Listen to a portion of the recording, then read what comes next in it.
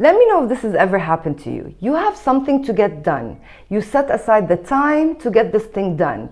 You've planned for it. Maybe you've even used my 6-step planning process and you have this thing plugged into your calendar. But for some reason, when you sit down to get this thing done, you just can't seem to get yourself started. Why? I mean, in this formula, you have your time, you have your attention and focus, which should lead you to be more productive, right? Well, in this beautiful formula of yours, you're actually missing a key component, which is our topic for today in part 2 of our productivity and time management series. In part 1, we talked about our focus and attention and how we can strengthen our attention muscle so that we can be focused for longer to get things done faster. And today we're talking about energy. And I'm not only going to be talking about our physical energy, I'm going to be talking about mental energy, emotional energy, spiritual energy, and I'm going to be talking about a 5th type of energy that's a bit naughty, a bit controversial, but in my opinion, just as important to our happiness and our productivity in general. So make sure you stick around till the end to see what this 5th type is. Hi, I'm Muna. Welcome back to my channel. I'm so happy to have you here. If you're new here, make sure you subscribe to get notified every time I release a new video. So today in part 2 of our productivity and time management series, we're talking about energy because this happens a lot. You are tired, you are exhausted, you're feeling drained. How often do you hear yourself saying that? We say that quite a lot, but most of the time, we don't mean that we're physically exhausted. We're not tired from physical labor all day long. We're not using our hands and our bodies all day long. Of course, there are times and days and jobs that require that. But I'm talking about the other times, the 80% of the time when we are physically not tired. We do have the energy physically, but we feel exhausted. We feel drained. We feel like we have nothing left to give. Why? Because we're only focusing on one type of energy, which is our physical energy. And today we're going to talk about how important it is to fill all of the buckets in all of the parts of our lives, emotional, mental, spiritual, and the 5th type that I'm going to be talking about in just a moment. So let's start with the first type of energy, the obvious one, our physical energy. I'm not going to spend so much time here because really we know what it takes to feel energetic, to feel good in our bodies. One of the most important things is our sleep. And with sleep, for those of us with little kids, honestly, I don't think we can control how long we can sleep in the morning. Although I don't really like sleeping in the morning, but even if I wanted to, I can't with a little child in my house who jumps into my bed at 5:30 in the morning every day. What we can control though is nighttime. And I know it's hard, especially for us parents again, when you've spent all day long working and taking care of the kids and taking care of the world, you want to spend that time alone at night where nobody wants anything from you. Your phone is not going to ring. You don't need to do anything, but you pay the price the next day. I'm not saying you should never ever stay up late. Of course you could and you should if that is something you enjoy. But if you're starting to notice that you are not being as productive as you'd like to be, this is the first bucket that you need to look at. How much sleep are you getting every single day? Even if you wake up in the morning and you think, oh man, I've only had 4 hours of sleep and look at me, I'm full of energy. But honestly, your focus is not going to be there. You're going to miss things. You're not going to be as concentrated as you want to be. So the first part that I think is super important is our sleep. And of course, then we have our food, eating a healthy, balanced diet. I'm not going to preach on that. I'm not the best person to talk about this here, but we know that the better we feed our bodies, the better we feel in our bodies. And the better we feel, the more energy we have. And the more energy we have, the more productive we can be.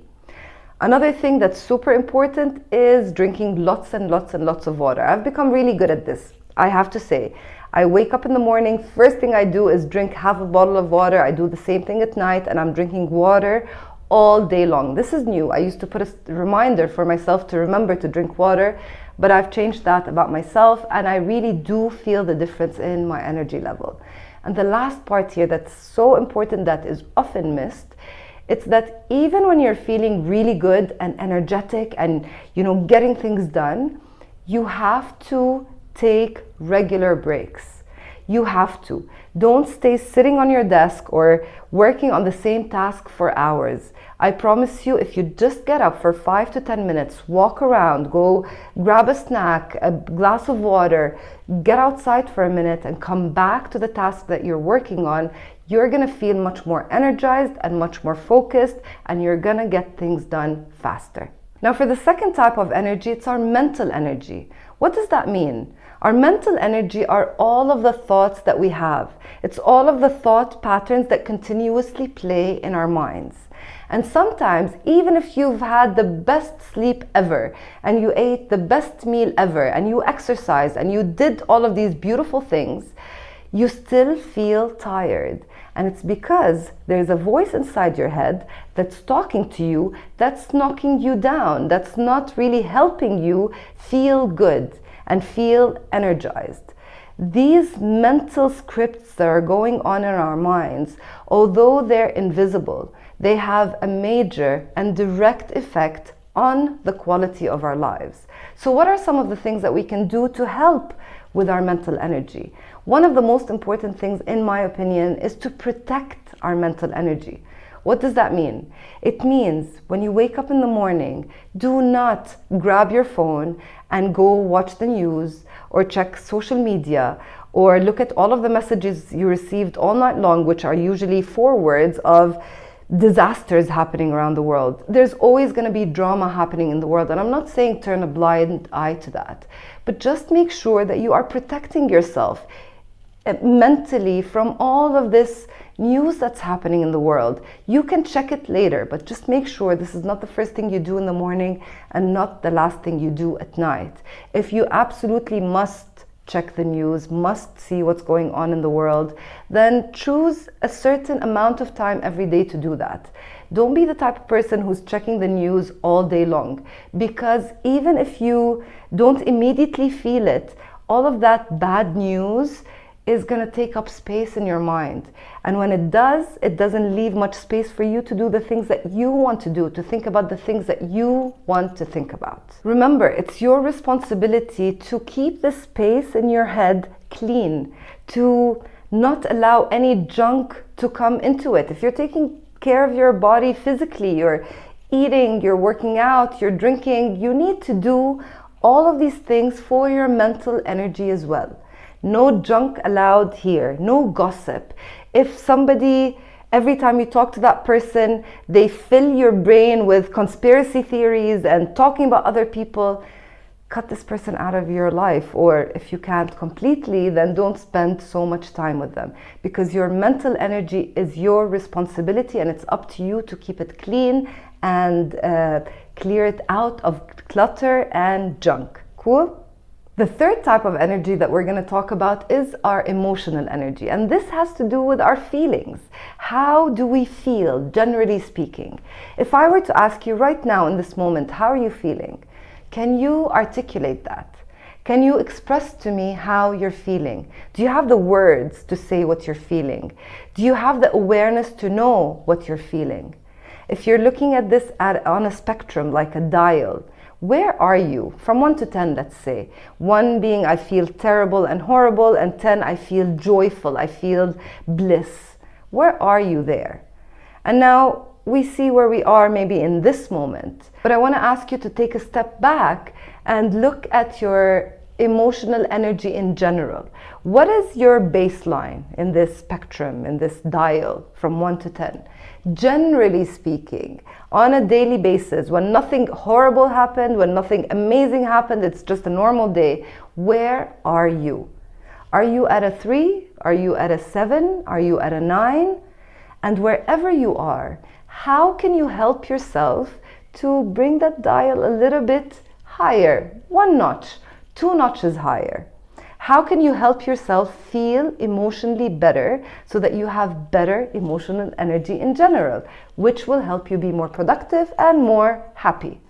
One of the ways is to connect with a dear and close friend. I think we know we are emotional, social creatures. And sometimes when we're carrying a load on our backs, just speaking the words and being with someone who cares about us, and getting things out of our bodies and our minds and our hearts out through our words is very, very helpful if it's done with the right person, of course. So connect with a friend, connect with a spouse, and make sure that you are sharing what you're feeling on the inside. You're not supposed to be carrying all of this on your own. And you don't need 70 people in your life to help you with that. Just 1 or 2 good friends, that's all you need. Another way that we can improve our emotional energy is to journal. Paper and pen, you've heard me talk about that so many times, but honestly, I think there is therapy in using a paper and pen to get our feelings out on paper. You will just see how you're feeling through your words on your own paper, and somehow getting it out externalizes it a bit, and we're no longer holding to these negative emotions as much as before. And one more exercise I want to leave you with for emotional energy is something that I promise, if you follow, within the next 30 to 40 seconds, you're gonna feel better. The point from this exercise is to bring ourselves up a notch and another notch and another notch in our emotional energy, and with that feel better and attract better things and be more productive and get things done. But anyway, we're not going to go into that today. We're going to go through that in other videos. But for now, let's do this exercise together. You have to promise to do it. Come on, unless you're driving, don't do that. I want to invite you to close your eyes for a minute. Will you do that? I'll close mine so you don't feel alone while you're doing this. And I want you to let's just make sure we don't ruin the microphone. Put 2 hands on your heart. Close your eyes. Let's breathe first.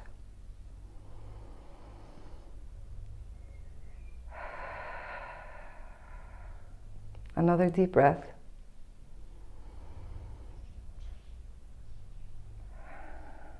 And now, I want you to think of 3 things that you are grateful for in this moment. 3 things, big or small.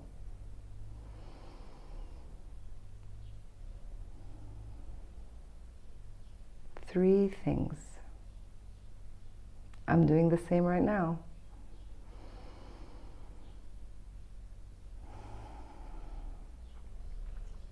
How does that feel? If you've really done this, if you put your hand on your heart and you thought of 3 things that you're grateful for, even if they're as small as, thank God for this phone I have that I'm able to watch this video, that's good enough. Even if it's, I'm so grateful I have my eyes to see. Even if it's, I don't know, I'm grateful I have my health. You will always find something to be grateful for. And there is no better tool than to help yourself feel this emotion of gratitude. It always lifts you up, lifts up your energy, and makes you feel better. If you didn't do that, it's okay. Just make sure you try to integrate this feeling of gratitude and this kind of exercise and practice into your life. Because sometimes when we're feeling bad and we're feeling drained, we tend to forget all of the beautiful things that we have in our lives to be grateful for. So make that a habit, to think of the things that you are grateful and thankful for. The 4th type of energy is our spiritual energy. And with that, I mean, you can interpret that however you want. The way that I see it is my spiritual energy is fulfilled through my purpose, through my passion in life, through my feeling of connectedness to the world and to myself.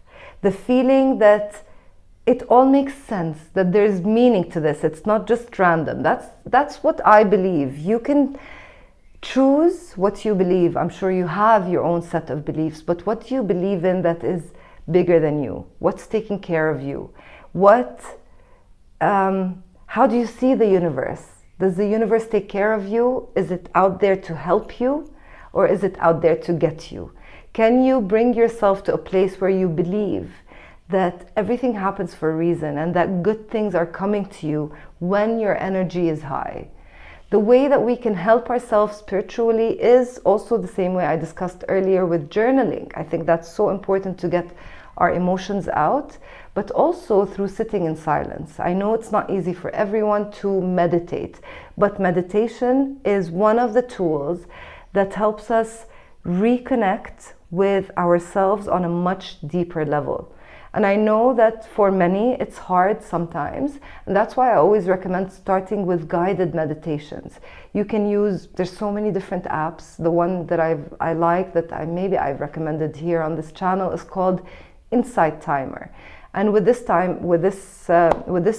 meditation app, you choose the topic. You can say anxiety, you can say freedom, you can say sleep, you can whatever feeling you're feeling or whatever feeling you're trying to get to, you write that down, you choose the length of the meditation track that you want, and you just follow what the guide gives you. With time, you might be able to start doing that on your own. But it's not only about sitting in silence and, meditating and doing it the formal way. Meditation can happen when you're driving. Meditation can happen when you're walking. And it's simply about becoming mindful of yourself, of your breath, of your thoughts, of things that are going on around you, looking at nature, looking at insects, looking at animals. All of that connects you to yourself and to the world. And every time you reconnect in this way, you're filling up that bucket of spiritual energy, which will help you again with productivity. And now for the fifth type of energy, which I referred to earlier as naughty and controversial, but the truth is I honestly don't think it is naughty or controversial. It's completely normal and healthy, and that is our sexual energy.